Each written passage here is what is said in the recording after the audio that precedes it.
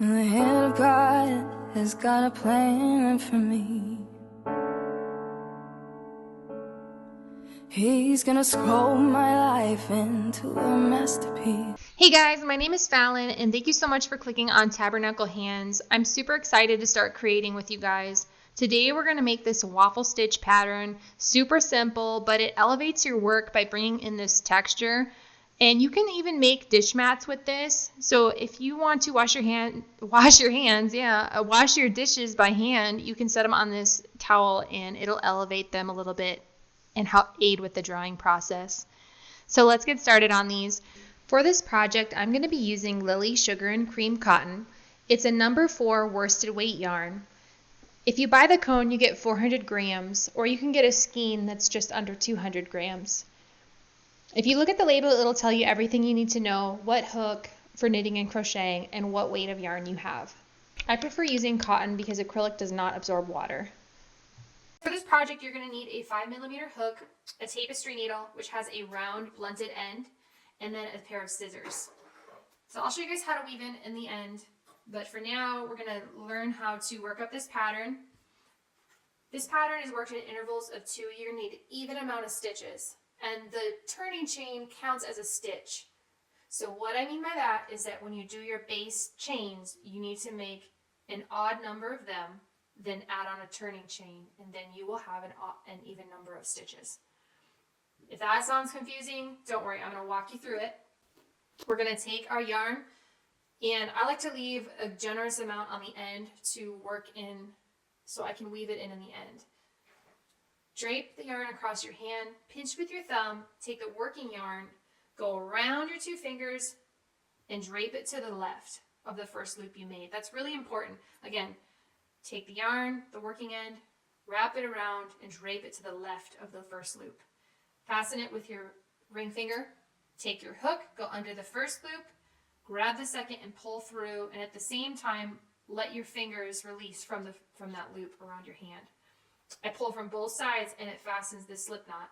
And you'll know you did it right because when you pull on your working end, it's going to slip. So now I have all this tail end, which is perfect. You're going to need that for later. With the working end, you want to wrap it around your finger in a way that works for you so you can keep tension. I start with my palm down and I swoop my hand this way. And as I'm swooping, I grasp this yarn with my pinky. So you go like this, palm up, palm down. Then you go in between the index finger and the middle finger. And this works really well for me. Now, see, this is too loose right now, so you just pull on this working end to tighten it up. This also frees up my thumb and my middle finger so I can hold this tail end because you're going to need to keep that taut. Now here we have a loop on our hook. We want to make a chain.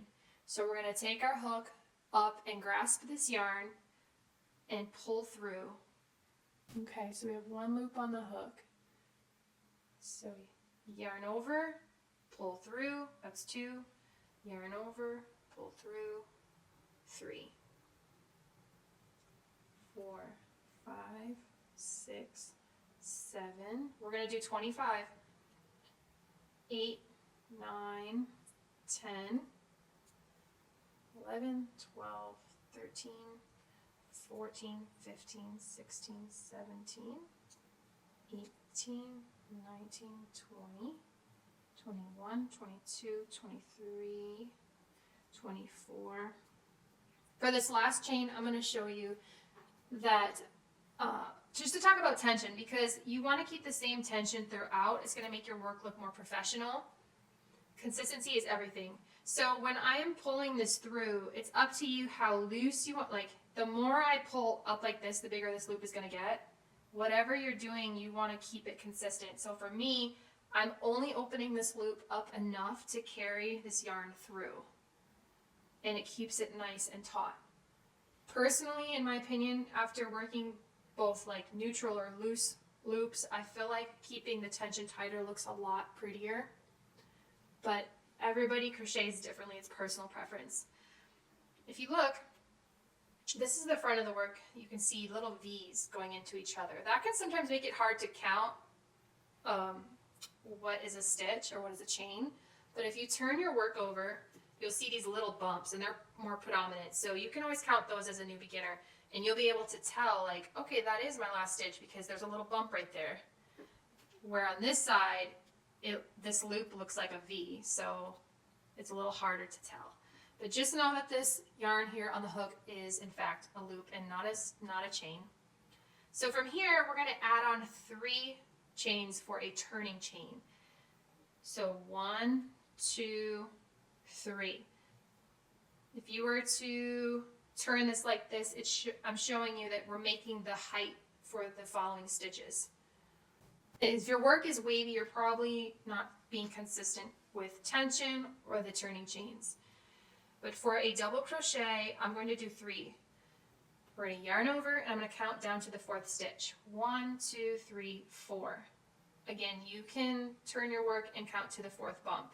That's 1, 2, 3, 4. And I'm actually going to work into the back bumps because I like when the edge has this finished V look. Normally, you would work through the front top of the stitch like this and grab 2.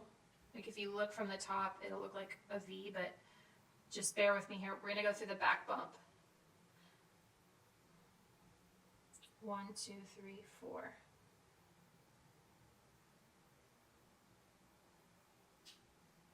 It's kind of hard to get into that back bump at first. But there we go. You're going to yarn over, pull through. At this point, I like to grasp my work down here with my thumb and my middle finger. Yarn over, pull through 2 loops. Yarn over, pull through 2. There we go.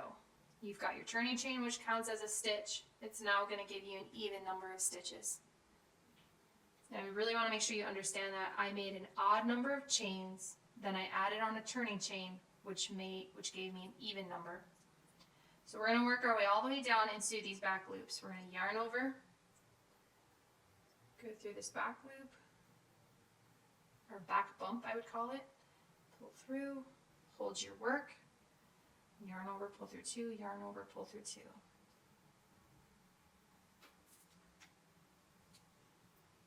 Yarn over, back bump, hold your work, yarn over, pull through 2, yarn over, pull through 2.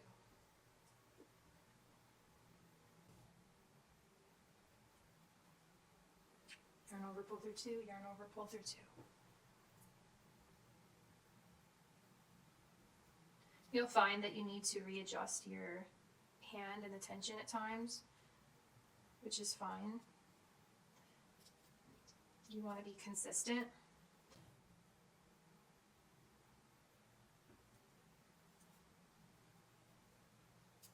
Okay, just showing you guys what that looks like.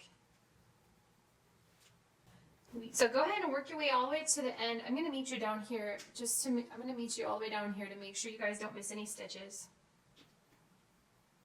Okay guys, we're at the very end. We have one more stitch.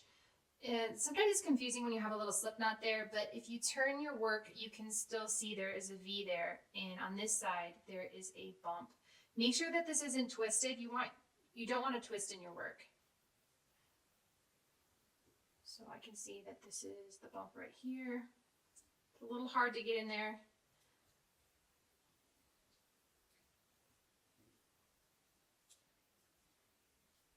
All right. So if you did this right, you should have an even number of stitches. We worked up an odd number of chains, and then we added on a turning chain, which gave us an even number total. So we have 1, 2, 3, 4, 5, 6, 7, 8, 9, 10, 11, 12, 13, 14, 15, 16, 17, 18, 19, 20, 21, 22, 23, 24, 25, 26. Good. You always want to look back on your row before you go on to a new one. I was like, no, I'm in the rhythm. I want to keep going. But it is worth it to look back at your row before you go on to the next so you can catch any mistakes and not have to frog your work, which means is to frog is to take out like that. So I'm just going to fix this.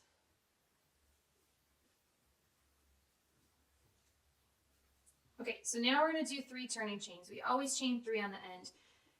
If you're doing your stitches fairly tight, keep that up. Whatever you're doing with your stitch, keep it consistent.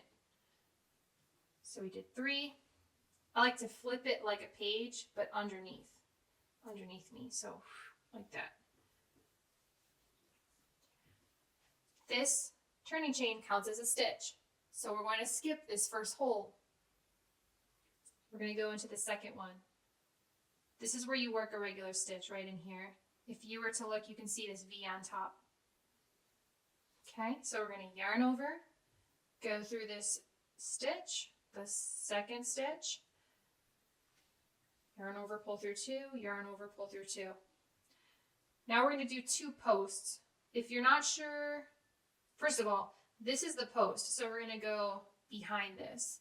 If for some reason you're confused and you don't know what comes next or what stitch is next, you just look for the following post. Like here, this one is right on top of this post. Now this is the next set.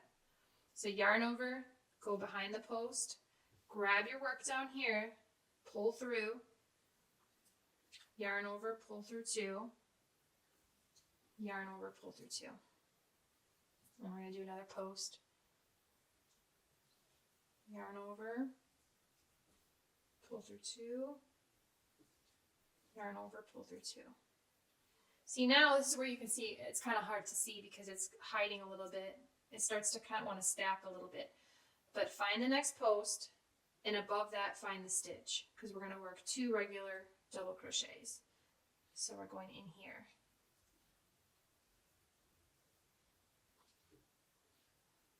Yarn over and pull through, yarn over, pull through 2, yarn over, pull through 2. So we're going to do a regular double into this next stitch. Yarn over, pull through, yarn over, pull through 2, yarn over, pull through 2. Now we're going to work 2 posts. Always hold your work and pinch it with your middle finger and your thumb. Another post for a total of 2 posts. Okay, now pull apart your work a little bit, find the next post, and go to the regular stitch above that. Yarn over, there's your regular stitch, pull through, yarn over, pull through 2, yarn over, pull through 2. I'm going to do another one, another regular.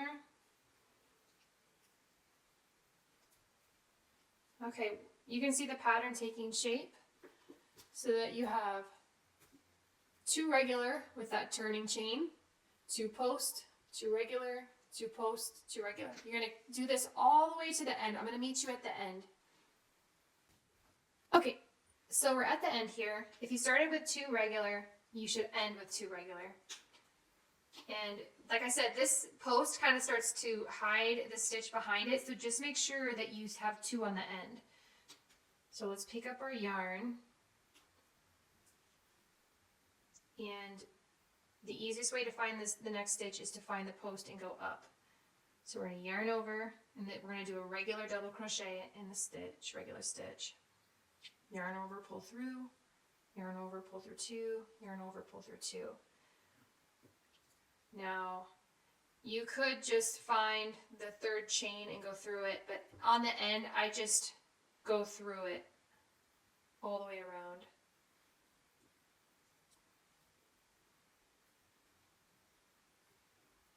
So when I come to this end, I just work through this as a loop, but you could go through the 3rd chain, but I like this. So that is 1 row. Now we're going to turn, oops, sorry guys. So that's 1 row. We're going to go ahead and turn now. We're going to add 3 chains.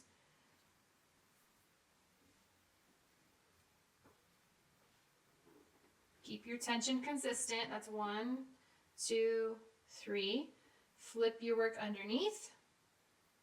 Go ahead and study your work. You can see 2 posts, 2 regular, 2 posts, 2 regular.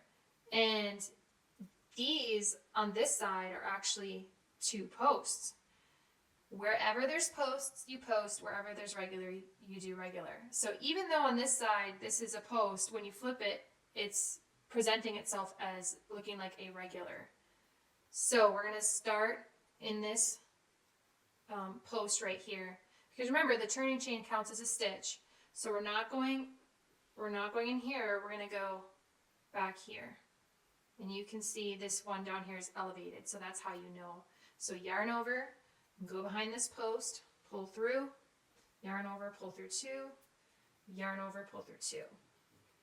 Now we steady these stitches, the next 2 are regular, the next 2 posts, and so on.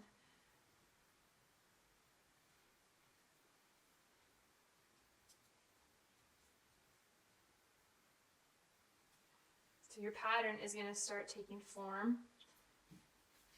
And once you got this foundation going, it's going to be super easy. You're not even going to have to think about it. It's going to be like second nature.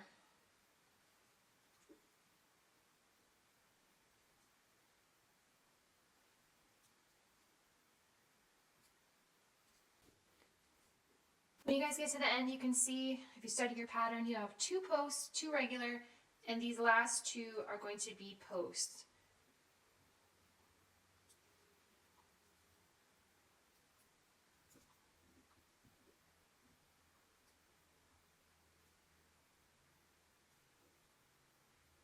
I try to, when I'm going through this loop here, it wants to bring it up. So I try to hold my work like always while I'm making my stitch, so that you have the same height. I really hope that I'm getting everything in the camera. But yes, so there you go. And then you're going to do 3 turning chains. We'll round this corner, and then I'm going to show you guys how to weave in your work. Chain 3. Turn your work. My elbow's making noises. Okay, steady your work. These are posts. These 2 are going to be regular, and this one counts as a chain, so we're going into the next stitch, which is right here. So not this one, but this one. Now we're going to do 2 posts.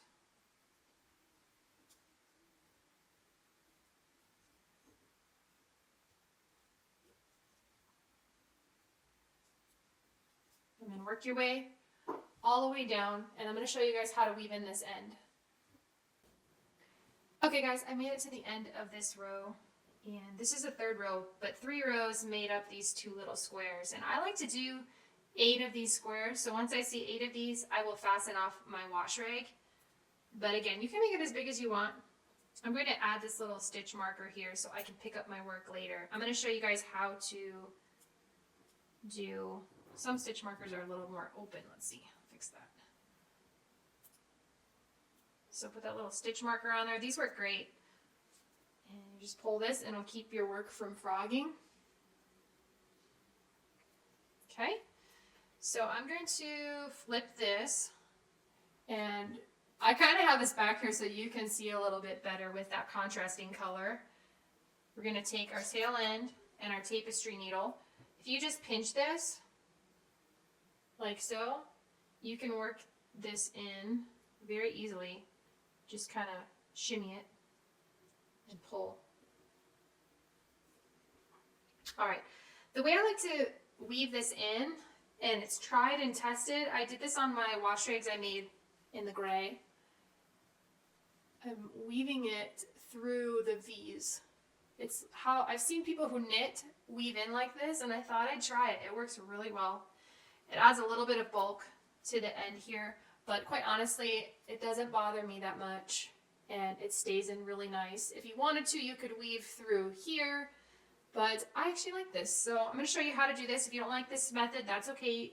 I'll show you different methods on my channel later on.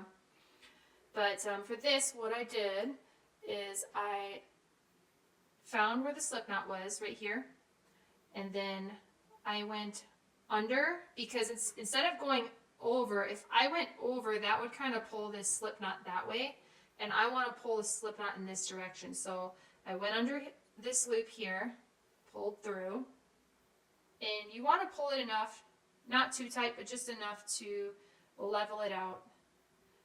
Then what you're going to do is, if you pull this back, you can see this V-stitch, these V-stitches. We're going to go through the left side and then work our way back on the opposite side. So I'm going to go underneath here. This works really well with the plastic tapestry needle because it has a nice bend to it. But you're going to go under this loop. catch it.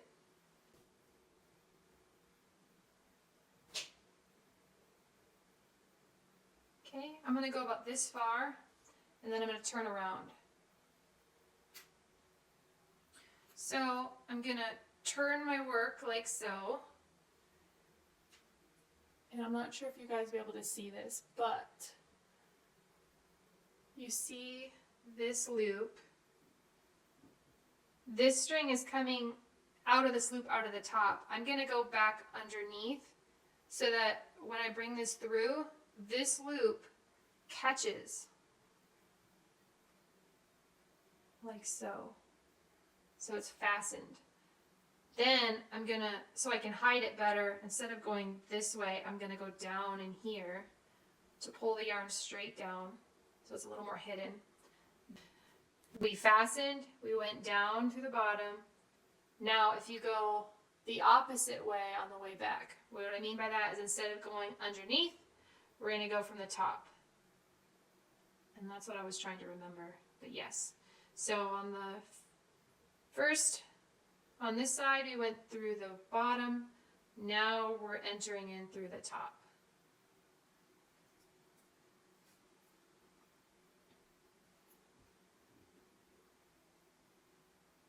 So I'm going to go in here, instead of going out this way, I'm going to go behind this knot and pull it out, like so. And that is hidden pretty well. You got just a little bit of bulk there, but it's not going to budge, guys. Then you want to trim it as close as you can without cutting your yarn nearby. I still have a little bit there. Like so. Alright guys, I hope you enjoyed that. I'm making a table, not a table runner, but a very large dish mat. I'm so excited. And I'll probably share that on my story. So if you guys want to go follow me, you can follow me on tabernacle_hands. Thank you so much for watching, guys. Please like and subscribe and hang around to hear Kaylee Marshall sing. She's on Spotify. If you love her music, go follow. And thank you, Kaylee, for sponsoring the music in this video. And the hand of God has got a plan for me. He's gonna scroll my life into a masterpiece. But I can't sit beside his apartment sign and think I'm healing. No, I can't sit beside his apartment sign, look up at our light and think I'm healing. No, I gotta let you go.